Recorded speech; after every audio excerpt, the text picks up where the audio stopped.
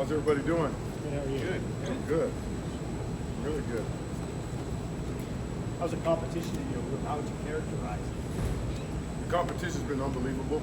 I talked to them yesterday and this morning about how it's going in my mind, and it's like you get the last seven Triple Crown winners in a horse race. All right, let's start them all in the same race, and it's coming out of the blocks as Man of War. Then you got Seattle Slew, and Seabiscuit's got the lead.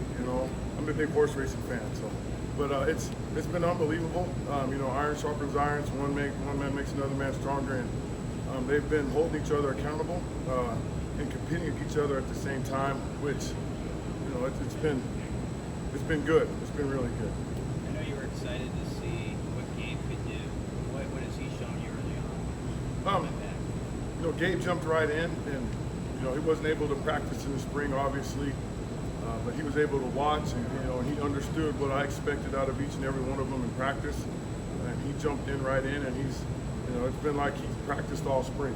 I've been pleasantly surprised with his work ethic and his toughness. I was a little concerned coming off of a knee injury as a running back, but he has not wavered one bit. Is there a chance that some of your guys get used a little bit more situational? Dan Mark's talking about that in his past. He's tended to use guys, third down backs, things like that. I mean, do you see that group that you have kind of fitting that? I think, I'll do whatever Coach Whipple says. We'll have certain packages for certain guys in certain situations, but I'm trying to develop them all where we're a first down, second down, and third down running back, because at that position, it's not if you get hurt, it's when you get hurt. I need all seven of them or all eight, or whoever it is, to be able to handle all situations in the game. But there will be some packages for certain guys in certain fields, certain parts of the field where it'll be more geared towards them. But I expect all of them to be able to handle every situation. How big a deal is it to you, or is it to have a 1A guy, like a guy who separates from the pack somewhat? It's a huge deal for me because, like I said in the spring, when we get a 1A guy, I guess it's been coined RB1. Once an RB1 emerges himself, I think Nebraska can have a real good running back. In your experience, how easy or difficult is it for a freshman to come in right away and to make an impact? You know what? I don't worry about their age. I don't worry about if it's a freshman, sophomore, junior, senior. In my past, I've played true freshmen. Pretty much at every university I've been at, I've played a true freshman. It's just part of developing them and making them understand that you believed in them and that then they can believe in themselves. It doesn't matter to me. Freshman, sophomore, junior, senior, fifth year, senior, COVID senior, doesn't matter. When will you have a really good idea about RB1? How far into it do you got to go? Well, like I told them today, who shows me who wants it every day, who's going to be the most consistent every day, and who's going to be the most physical every day. And now I've got them, they are striving towards that. Let me tell you that. They are striving towards that, which is making my decision hard. And I told them, I said, I don't want an easy decision. I don't want, this guy is clearly the number one guy because no one else has pushed him. But like I said, it's like the Triple Crown race. They're pushing each other, I'll go back to this. It's like a 90 slam dunk contest. Someone does a windmill, next one does a 360, all goes between his legs and behind his back. They're trying to outdo the next guy, which is great. You say one guy's doing a 360, one guy's doing a windmill. What are your guys doing that now does? Breaking tackles, making people miss, picking up blitzes, running the routes exactly right, pressing your tracks, running with extreme pad level, playing physical, all that stuff. So, for example, Anthony Grant might make a linebacker miss, stiff arm a safety, and go score. All right, Ramir goes in, he does the same exact thing, but he does it faster. And then you'll get A.J. Allen will go in and pick up a blitz. Jawkins Yat will go in and he'll make 4 or 5 people miss, and he'll run somebody over. Or it's turn a bad play into a productive play. It's just all about what can I do the best I can on this play to help my team win. Hey, Bryan, Coach Whipple said the other day that he would be surprised if there were, going back to the young guys in the room, if there were a lot of contributions early from young guys at the skill spots.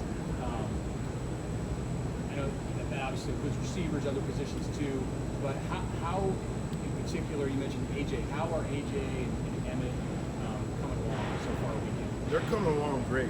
They both of them have a very high football IQ, which I credit to their high school coaches and teaching them the game of football, where they're learning the system. They've got the big picture. Both of them have the big picture. Now it's the nuances, the finer details of it. You know, it's a situation where, you know, when we get to a scrimmage, because right now we're practicing, all right, and they kind of have an idea of what plays we're running on a day-to-day basis every day. So now, you know, the big measure for me will be when we get into a scrimmage, when they don't know what that next play is going to be, and can they handle and process everything fast enough. What about Ramir? I mean, he's a guy who's kind of the veteran in the group now. Where does he sort of fit in, even from a leadership standpoint, setting the tone? You know, I've put a lot on Ramir's table. I've had him be the leader, where he's accountable to make sure everybody gets into the facility at a certain time. We make sure all the running backs are in the meeting room at a certain time. He makes sure all the running backs are in the training table at a certain time. He makes sure that they're all where they need to be at a certain time. I put that on Ramir's plate this fall camp because, you know, I want to coach more than just a football player. I want to coach young men. I want to be able to, where they can hold other people accountable.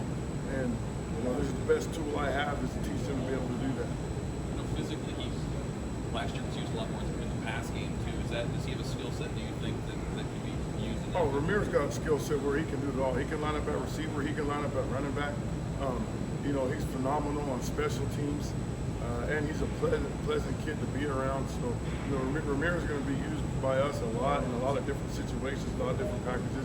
We just got to get to that when we get to game by game situations, how we're going to handle all that. How are they using him on special teams? Oh, he's everything. He's the front line, which is the hardest position in football to play. He's on the front line on kick return, where he's got to drop 15 yards, turn his back to somebody, and then take a charge. Ramir's on that. He's a bullet on punt team. You know, he runs down on kickoff. You know, he's such an overall athlete, and we're able to, you know, use his skill set not just on offense, but on special teams. Like I said, every running back, to me, the running backs are the best athlete on the field, and we've got to show up on special teams. You know, we can't just be an offensive player. How much, as a coach, especially a veteran coach, do you appreciate that sort of attitude? Oh, you could have 120 kids that have that attitude, and you got something special. And it's a process, not because I know a lot of kids coming out of high school, they're not on every special team.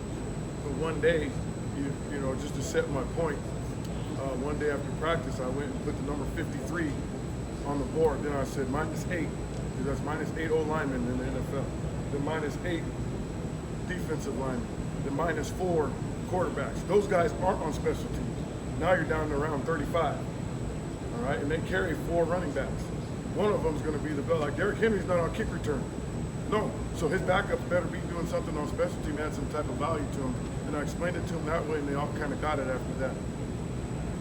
But Chuck Wes, I know in the spring he talked about dropping weight and kind of molding his body. Where is he in that?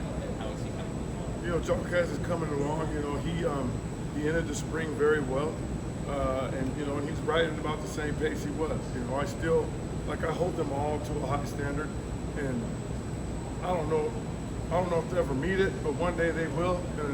But I keep pushing. I know Coach Sark coined the whole all gas, no brakes. Well, you know, I put the pedal to the metal, and I don't take the gas off. So I'm like that with all of them. Push them to a different level. You know, it's your job as a coach to try and take them someplace that they can't take themselves. And in order to do that, you got to keep pushing. And that's the same with Jock Hez and everybody in that room.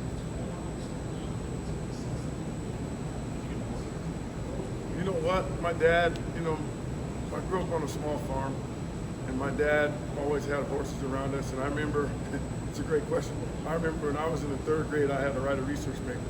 And I wrote my research paper on thoroughbreds. And ever since then, I got into it. I think the Kentucky Derby winner that year was Snow Chief. And ever since then, I just kind of followed it. No, I want to, though. I've been to a couple of races when I lived in Louisiana. They had a little Louisiana Downs in Shreveport, so I used to go over there, take my kids over there and watch races. But I'd love to go to the Derby one day. That'd be great. Yeah, I'll pick some winners for you. You want to go? Sure. Yeah. I always look at the cutest one. That doesn't apply for running backs. No, it does not apply for running backs. No. Thank you. Thank you.